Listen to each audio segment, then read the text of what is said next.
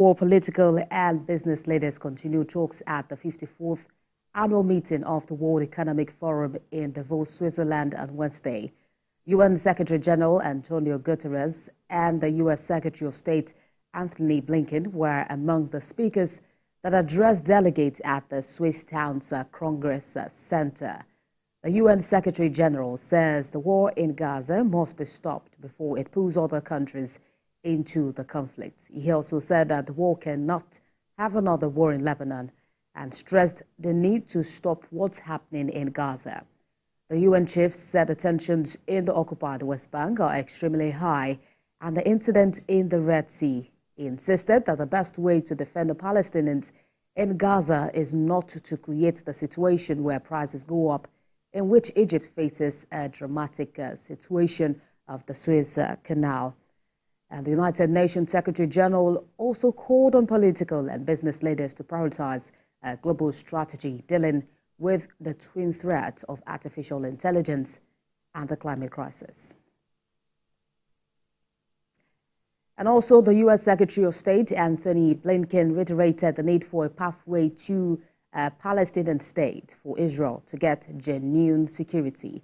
He said if Israel could be brought into the fold of the Middle East, the region will be coming together to isolate Iran, which he called the biggest concern in terms of security.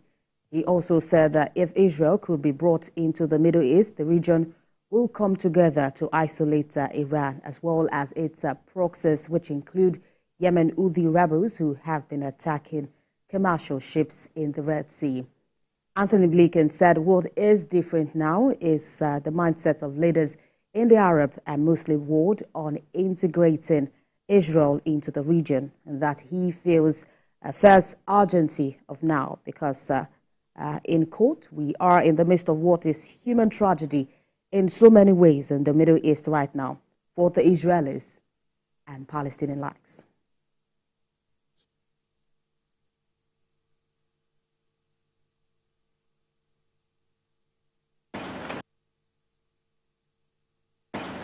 Look, on one level, what we're seeing, and what you've seen and written about for a long time, is the evolution of something that's been in the works for quite a while, which is with the advent and the democratization of technology, information technology, you have super-empowered groups, super-empowered entities that can make an extraordinary amount of trouble for nation states and others.